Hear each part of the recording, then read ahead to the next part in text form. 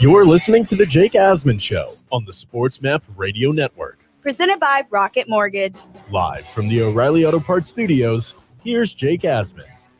Our next guest works as hard as any in our industry. He's all over the sports scene in Chicago. He's a host on WCKG in Chicago from 2 p.m. to 3 p.m. Central Time during the week. He is Jon Zaghloul, and he joins us right now to talk all things Bears, Justin Fields, and much more on our progressive guest line. Jon, appreciate the time, my friend. Thanks for coming on. Of course. Thank you, Jake. Really excited to be here. So how excited are you and basically the entire city of Chicago that it appears, and we'll see how it plays out, of course, but it appears like the Bears might have found their franchise quarterback of the future, Justin Fields? It's very exciting to be a Chicago Bears fan. And as you know, Jake, the Bears have had just such a storied history at not developing quarterbacks. It's been the complete opposite of every other team, really, in the NFL. So nice to see them go out and actually make a move like this. Personally, I'm a bit skeptical still, and I think I have every right to be based on the Bears' past, especially knowing that they just moved up to get Mitch Trubisky a couple of years ago, and obviously that didn't work out the best.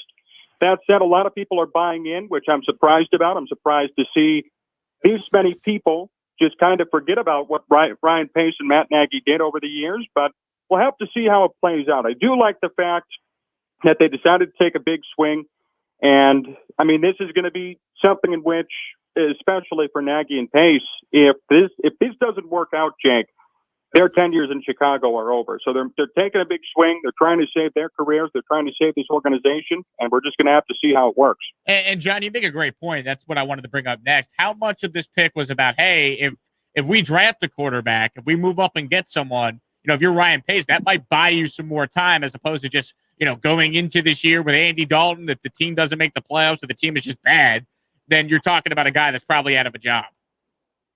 Oh, this bought him at least 2 more years. And I've said this regularly on my program, and I think people really need to realize that a lot of people are just so overjoyed about the pick, and that's fine. I get it. It's a franchise quarterback, first time in a long time the Bears have had this much excitement surrounding a quarterback prospect. But everybody has to remember, hey, last year during the season, there was an active fire Pace, fire Nagy presence within the Chicago Bears fan community. And now all of a sudden it's, well, I'm apologizing to Ryan Pace, and people are writing apology letters and posting them on social media.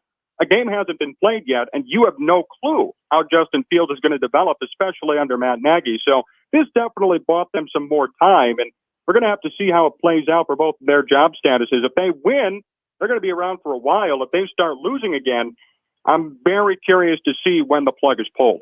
Do you think that Fields was their guy all along? They'll never say, we really wanted Zach Wilson, but we ended up with Fields. But, let's say it was reversed and it was Trey Lance, the guy there at 11. Do you think they would have been aggressive for him? Or they obviously could have had Mac Jones. We know he wasn't their guy. But as far as Fields being the guy, do you think he was truly the guy they targeted all along? I would hope so. There were a lot of mock drafts, and the Bears had expressed a lot of interest in Kellen Mond, actually, and obviously he went in the second round to Minnesota. So I think what kind of happened is they were shocked, just like everybody else, that Justin Fields was still out there at number 11, and they thought, why not pull the trigger? I know Ryan Pace has a good relationship with Dave Gettleman, who's the New York Giants general manager, and they pulled off the trade. So I think he was their guy, but they were so shocked that he was still out there at number 11 that they thought we might as well move up right now and get him. We don't know what New England's going to do. Jon Zaghloul with us here. We're talking all things Chicago Bears with Jon. You can find him on Twitter at JohnZSports as he joins us on our progressive guest line. So as far as when we see Fields, Jon, how many games into the regular season do we see Justin Fields? If you had to set the over-under on games played for Justin, what would that be? Assuming there's going to be a 17-game season, I would say Fields probably plays this year 8 games. I'd say the over-under right around 8. I just hope they don't rush him, Jake, and that's the thing I've said a lot too. Everybody's so anxious to see him play, but you have to remember they did pay Andy Dalton $10 billion, and I'm of the idea that they should at least develop him correctly. There's no need to rush him out there. You're not expected to win anything this year, realistically. Why not give him as much time as he needs? Make sure he's developed correctly, and then possibly next season, when we go to 2022, you could have him start every game and then have him be the best quarterback he could be. John, what's your take on Matt Nagy as a head coach? As an outsider looking in, I see a guy that got to the playoffs a couple times with Mitch Trubisky, but then any Bears fan that I talk to, they detest this guy. And to me, the resume doesn't make it seem like he's as bad as he's been. I mean, I watched Adam Gase coach my team for 2 years. That's a bad coach. Like, what is your take on what who Matt Nagy is as a coach and how you think he'll do developing now Justin Fields? Well, the perception, Jake, is that Matt Nagy, yes, has a good record and led the Bears to the playoffs twice with Mitch Trubisky, and I know that's an accomplishment in and of itself. But the fact remains that a lot of people believe that Matt Nagy, in a way, didn't set up Mitch Trubisky to succeed. Everybody knows that he was not the guy coming in, Mitch, and Nagy didn't prefer him coming in, but he kind of promised Bears management, hey, I'm going to do my best to turn him into a good player. And as we saw, especially in 2019 and towards the end of last season, Nagy didn't really set him up for success. And I don't know if you remember this, Jake, but especially later in the season, down the stretch when they faced Green Bay and then faced New Orleans in the playoffs, Nagy said at first, I'm not calling plays. Then he came out and said, well, we've been splitting play calling duties. That should have been a much bigger story here in Chicago, and it was buried because the Bears were in the playoffs and everybody was so worried about Mitch Trubisky and the offense and bunch of other small storylines. Matt Nagy has not been honest with media and with fans about play calling. And a lot of people believe he didn't set up Mitch Trubisky for success. So I think it's fair to have these reservations about him when it comes to developing another quarterback prospect. Now, that said, I do believe Justin Fields is his guy. Mitch Trubisky wasn't, obviously. So maybe he'll have a different attitude towards developing him. But then you turn around and say, well, if he didn't like Mitch Trubisky, why didn't he, at least help him out? So there are a lot of things going on with Matt Nagy here in Chicago. It's a very weird relationship. That said, he did win football games. He has a winning record, so you can't say too many bad things about him yet. What are your thoughts, John, just on the rest of the Bears draft here? Did they improve as a team? What's the perception of how Chicago did in the draft besides trading up, of course, for Fields? Oh, they did a great job. I mean, I gave them an A- draft pick only because of the Fields uncertainty at the moment, although I think he'll be okay. I mean, Tevin Jenkins, offensive tackle, Larry Borum, offensive tackle. The Bears' offensive line last year was totally depleted. Whether it was Mitch Trubisky or Nick Foles, they were running for their lives every second. And they go in the late rounds, draft running back Khalil Herbert, who's also a good kick returner, and Daz Newsome, the wide receiver. And Ryan Pace does a hell of a job at drafting these diamonds in the rough. I mean, Darnell Mooney is going to be the number 2 wide receiver this year, had a great rookie year. He was a 5th-round wide receiving draft pick. So they do a great job at drafting in the late rounds. And I think overall, their entire team improved. And as long as the quarterback works out, this is an A-plus draft, no question. Spending a few minutes over the phone talking all things Bears and Justin Fields with the host on WCKG in Chicago, the host of Sports Talk Chicago, Jon Zaghloul with us here. You can find him on Twitter at John Z Sports. So, John, you look at the Bears quarterback room now. You obviously have Andy Dalton. They said he'll be the starter. They draft Justin Fields. They move up to get him, so we know it's only a matter of time until they put him in a game. Then you have Nick Foles, and they acquired him in a deal last year. Nick Foles' contract makes him, pretty easy to move if a team wanted him. Do you expect a trade coming in the next couple weeks here with Nick Foles? I would hope they do so. Nick Foles, that has been quite a detestable trade from the beginning. I know last year a lot of people loved it. People said, oh, he's a Super Bowl MVP, going to be great for the Bears. And he turned around and had 10 touchdowns, 8 picks in 8 games. Now you have a situation where you're paying Andy Dalton $10 million. You have Justin Fields, who we all know is going to be starting eventually.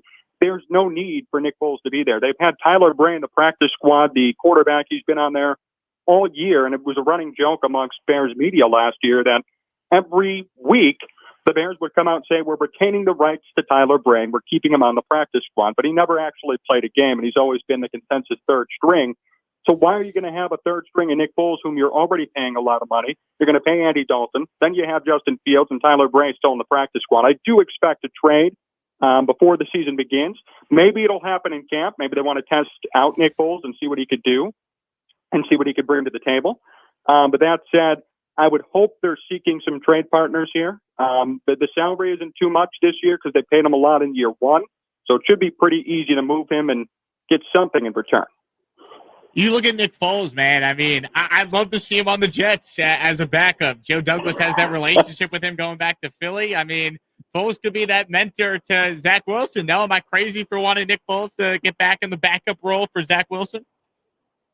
As long as you emphasize the role backup, you are not crazy. He should not even play another NFL game if it were up to me. He's been an embarrassment these past couple of years, but if you want him to teach somebody, if you want him to be a mentor, I am totally okay with that. I mean, hey, say what you want. I thought he did an okay job, at least somewhat supporting Mitch Trubisky last year, and he's done a good job in that role before, obviously, with Carson Wentz. I'd be okay with that, and I'd be open to it as long as there's an emphasis that he is not playing a single snap on the field, and he could be like a Josh McCown type of guy. I could see that. John, while I have you, let's talk some baseball for a moment. Let me start with the White Sox. They're 16-12 right now. Obviously, they had a lot of expectations coming into the year. There's a report out that maybe Tony La Russa is starting to wear thin with some in the clubhouse. Some of the decisions that he's made, people are starting to really question. What are your thoughts on that? Obviously, hiring him in the first place was a major surprise for basically every baseball fan. So I was a fan of the hiring. I know I'm in the minority when I say that. I know a lot of people didn't like it because, again, 76 years old, very young core. No one knew how it was going to work. So I think the White Sox have done a good job considering the injuries they've had. You know, Eloy Jimenez was out. He got hurt during spring training. Now Luis Roberts going to be out 10 to 12 weeks. Those are two major pieces of their core who were supposed to have breakout seasons, Jake. And now they're out of the job. And, I mean, they're hurt. They're not coming back for a while. So I thought he's done an okay job. He has made some questionable lineup decisions, you know, playing Billy Hamilton as much as he has, or Jake Lamb, and Yasmani Grandal hasn't been hitting well. But at the end of the day, I think they're doing an okay job. Jose Abreu came out the other day and said, well, you know, Tony La Russa is going to help us get through this because of his experience. And a lot of people have to remember he is a Hall of Fame manager. He does know what he's doing. I think over time, everything's going to be okay. We have to place some of the blame on some of these players, even Abreu to an extent, who haven't been hitting yet, and I think it'll come. And I've been telling White Sox fans from the beginning, it's not time to panic yet. And now when you have these injuries, I think everybody deserves another year because these guys aren't healthy. And if they were fully healthy, I think the record would be completely different. That said, they're 4 games above 500. They're contending for the AL Central Division title as it is right now. I think that's an accomplishment considering the injuries they have. And then as far as the Chicago Cubs go, John, you look at them coming into the year. I'm not quite sure what people expected for them, kind of a team in flux right now, but they did take 2 from the Dodgers yesterday in a doubleheader. They're 14-16 right now, only 3.5 games behind the Cardinals in that National League Central. Give us your early season thoughts on how the Chicago Cubs have looked in your mind. I'm very surprised that they did sweep the Dodgers, but 14-16 is about where I saw them to be. I thought they'd be a 500 team. I said 83-79 before the season began, similar to 2009, actually, where after the 2008 season, there were these high expectations. Then they essentially played 500 baseball, and then they started to rebuild by 2010. I think that's where the Cubs are right now. I know there's been a lot of talk about Chris Bryant and how well he's done and whether they'll trade him. I would say no matter what the case is, Jake, by the trade deadline, I don't care if you actually have a playoff spot, if you have a wild card spot, if you're a division title leader at that point. Trade Chris Bryant, get as much as you can back because he's playing excellent baseball. This team is not a World Series contender. We can all agree on that. So why not build for the future starting now and get a big haul for Bryant? He's Jon Zaghloul. You can follow him once again on Twitter at John Z Sports. You can listen to his show on WCKG Chicago from 2 p.m. to 3 p.m. Central Time during the week. Also, check out his work at sportstalkchicago.com. John, appreciate you coming on. Great insight, my man. Keep up the good work. You're crushing it, and it's great to get you on the show. Hey, thank you, Jake. You too, and best wishes moving forward. We'll do it again soon. There he is, John, checking in, giving us the latest on the Bears and, of course, Justin Fields. And you got to talk some baseball when you get a guy on from Chicago and you got not one, but 2 intriguing teams early on here in the MLB season. John joined us there on our Progressive guest line quoting home insurance. Just got easier by using Progressive's Home Quote Explorer. Quote and buy all online at progressive.com. We'll take a quick break. Be right back. Wrap up hour 1 of 2 right here on a Wednesday on Sports Map Radio. The Jake Asman Show. I'm more of a steak than a chicken guy, but if you listen to the show,